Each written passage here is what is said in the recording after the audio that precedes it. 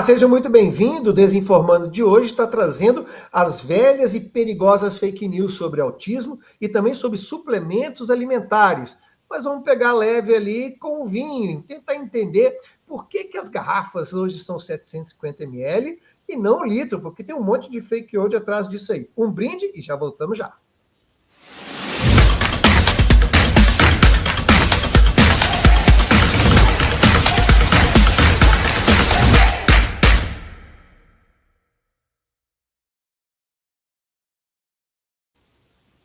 Olá, seja muito bem-vindo. Eu sou o professor Cláudio Magalhães e do meu lado, o doutorando e grande jornalista e pesquisador Diego de Deus. Estamos sempre trazendo aqui para você informações sobre a desinformação, esse grande mal do século, para que você também nos ajude e ajude a humanidade contra esse grande mal, essa grande desgraça que nos acomete também. Aproveita que você está aí, faz uma curtida, é muito bom para a gente. Também indique para as pessoas que precisam e gostam desse assunto. E aí se registra aí no nosso canal Democracia da Desinformação. Inclusive, se você quiser ver os episódios anteriores, com os fake olds que nunca perdem tempo, sobre as outras coisas, né, das ruins das semanas passadas, que também nunca perdem a validade, aproveite, vai lá, dá uma olhada, está tudo depositado lá, você pode assistir, pode escutar, inclusive nas nossas plataformas de podcast, tanto no YouTube, Music, como também no Spotify também, beleza? Não percamos tempo, vamos lá, porque essa semana o bicho andou pegando por umas fake news velhas, mas extremamente perigosas.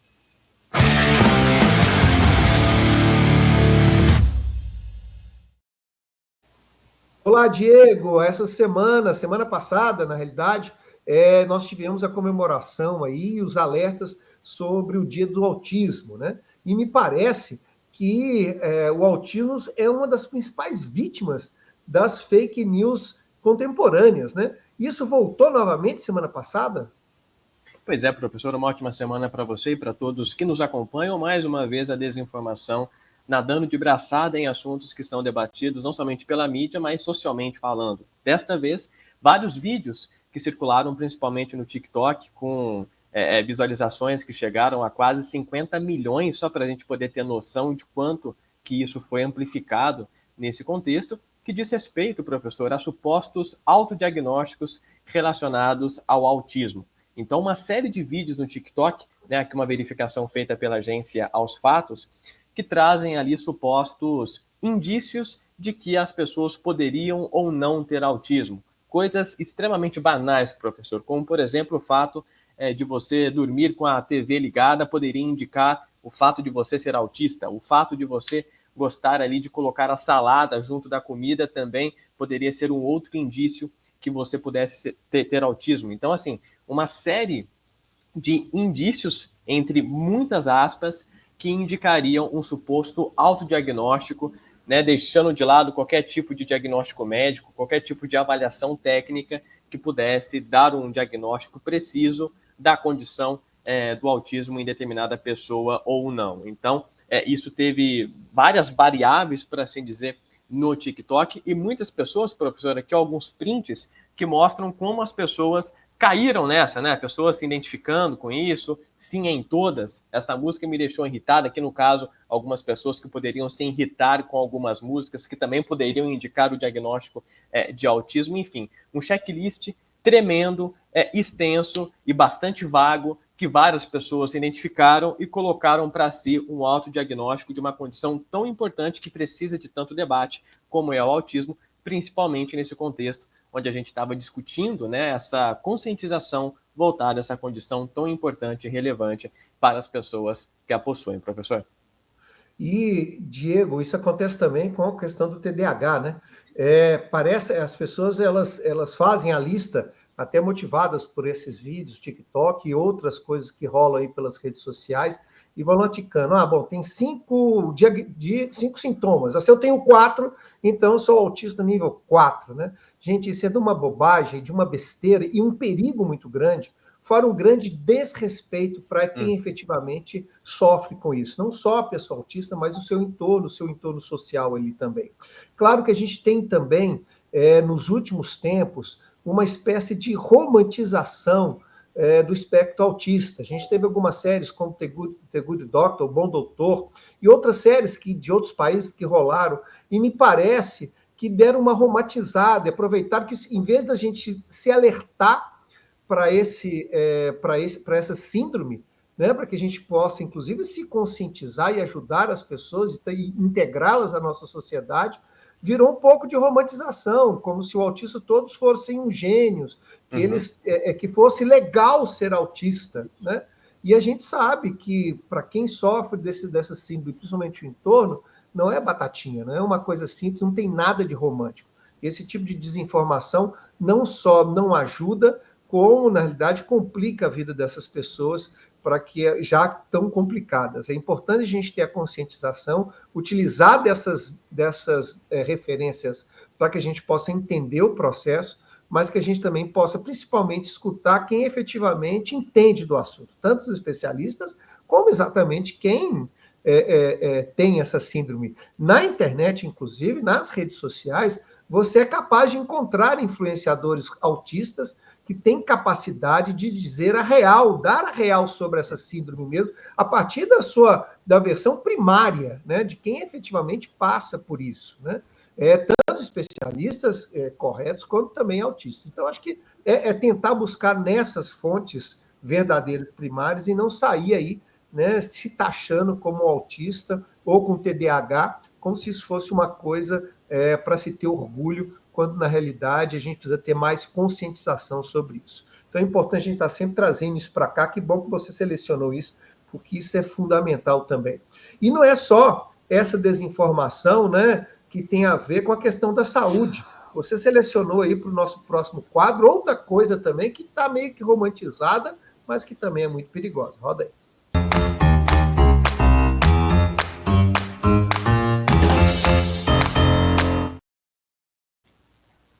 É o tal dos suplementos, né? Essa é uma história que vira e mexe, a gente está aí também tendo o mesmo caso pelos TikTokers e pelas outras coisas, de pessoas indicando tratamentos milagrosos a partir de simples suplementos. Conta para mim o que você selecionou para a gente. Uma reportagem super interessante, professor, da revista Super Interessante, o link vai estar aqui na nossa descrição, como sempre, falando dos riscos e, inclusive, da própria charlatanice do wellness, né? Que seria essa lógica, esse estilo de vida do bem-estar. E isso passa por uma série de questões que a própria indústria farmacêutica também acaba lucrando bastante nesse sentido, que é justamente dessa moda, né, professor, que a gente tem hoje em dia do bem-estar, né, da vida saudável, que, por um lado, é muito positivo, porque você passa a ter pessoas mais preocupadas com a saúde, mas, em contrapartida, você tem aí uma série de suplementos que te prometem um mundo, mas que, no final das contas, não te entregam nada. Se te entregar, pode ser um problema, um risco de saúde, né? Como, por exemplo, a utilização desenfreada de determinados suplementos que vão ali supostamente melhorar o seu desempenho na academia, né, do ponto de vista físico, não na academia do ponto de vista acadêmico, de teorias e tudo mais, mas de exercícios físicos realmente, e até mesmo uma promessa de melhorar a sua qualidade de vida, te prometendo coisas que você não precisa se esforçar tanto para alcançar, ou até mesmo tendo ali uma boa noite de sono. Esse artigo, por exemplo, trata da questão da melatonina, né? Muitas pessoas tendo certa dificuldade de insônia, mas a melatonina, para quem não sabe, é um hormônio, então à medida que você passa a ingerir suplementos como esse, no intuito de conseguir ter uma boa noite de sono, o que pode te causar é justamente um desequilíbrio no seu organismo, no final das contas, né? A questão de dormir 8 horas por dia, muitas vezes não é possível por conta das demandas que a gente tem no nosso dia a dia. Então, é uma série de narrativas, usando um conceito que está na moda, que a indústria farmacêutica ou que esse próprio mercado de suplementos duvidosos acabam se apropriando para conseguir convencer o público e, na promessa de trazer um bem-estar, pode trazer, no final das contas, uma série de problemas relacionados à saúde. Então, um artigo muito interessante, que traz aqui vários exemplos de como a desinformação, nesse ponto, pode ser um capital econômico no sentido de lucrar e no sentido de convencer as pessoas a colaborar com esse lucro da indústria farmacêutica, do mercado de suplementos, que em alguma medida conseguem ali burlar sistemas de vigilância sanitária para conseguir lucrar, que é o principal objetivo de empresas como essa, que, enfim, são regidas por essa lógica do capitalismo, né, professor?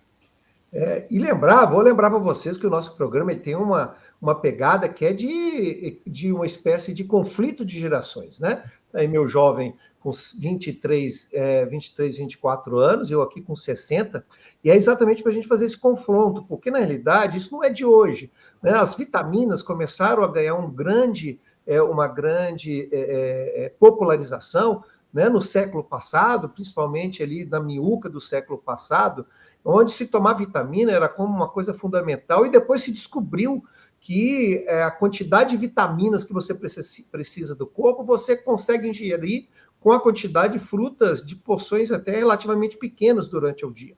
E que, ao contrário, se você usar determinadas vitaminas em excesso, isso pode prejudicar o seu organismo, né? Ao contrário de auxiliar. Então, isso vem já no meiuca do século passado, essa moda de vitaminas, e agora se acrescentada no século XXI de outras substâncias, como hormônios e outras que você também, no uso inadequado, prejudica muito mais do que ajuda. Bom, que ajuda, a gente já sabe muito que não ajuda. A ciência já tem mostrado isso. É muito mais, talvez, mas comigo acontece isso, eu melhoro. Tem muito mais um efeito placebo do que propriamente uma coisa que funciona. E que a indústria farmacêutica, esse tipo de indústria, populariza muito, inclusive faz lobby, né, como a reportagem mostra, nos congressos, para que você tenha ali uma regulação frouxa em relação a essas coisas. Se bem que na própria revista fala que a Anvisa é talvez uma das exceções do mundo de que começa a pegar mais, mas ela não está imune, porque tem muito ainda lobby em cima disso, e a gente tem que sempre alertar e ficar esperto em relação a isso. Bom, vamos agora pegar um assunto mais leve? Um brinde. Solta aí.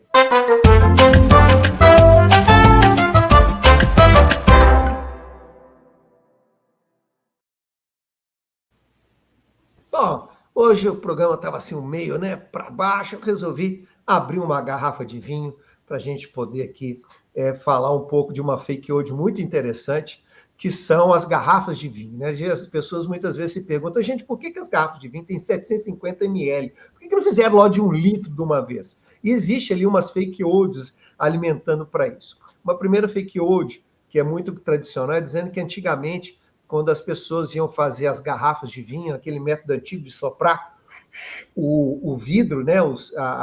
Para fazer o vidro, as pessoas não tinham fôlego suficiente, além que de 750 ml.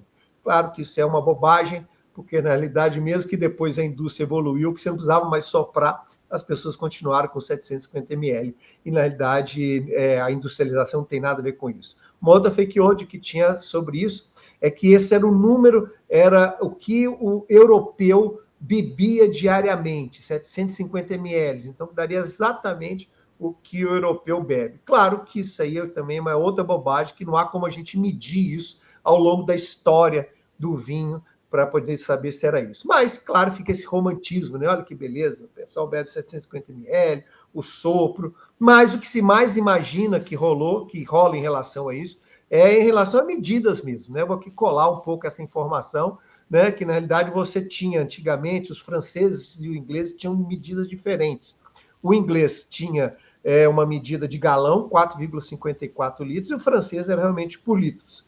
Mas aí os vinhos eram embarcados em barricas de 225 litros, e que correspondia, então, portanto, a 50 galões ou 300 garrafas de 750 ml. Então ficava mais simples fazer isso. Dividir 300 por 50 resultava, então, em 6 garrafas, ou seja, 750 ml por galão, né? Inclusive é por isso que se acredita que a gente hoje se vende caixa de vinho ou a 6 ou a uma dúzia. Então acredito que 6 seja muito mais plausível do que o romantismo das versões fake news.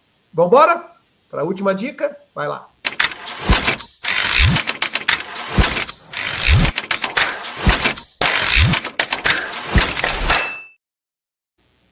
Qual a sua dica para nós hoje, Diego?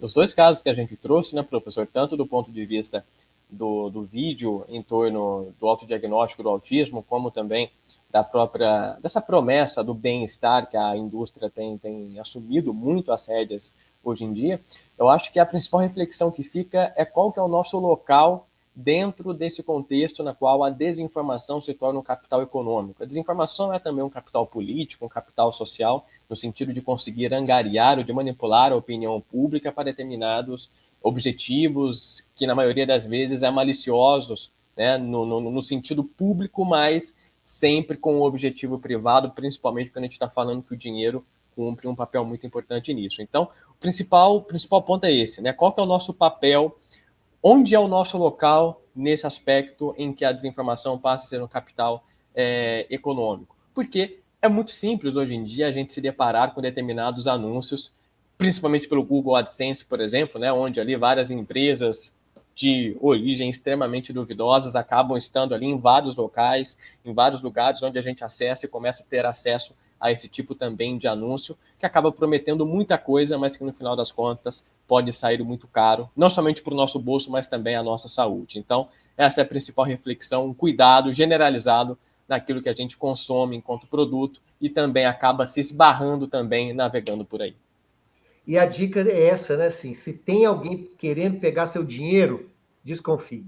E a gente volta na semana que vem, para você confiar cada vez mais no Desinformando. Um abraço! É isso aí, pessoal. Até a próxima.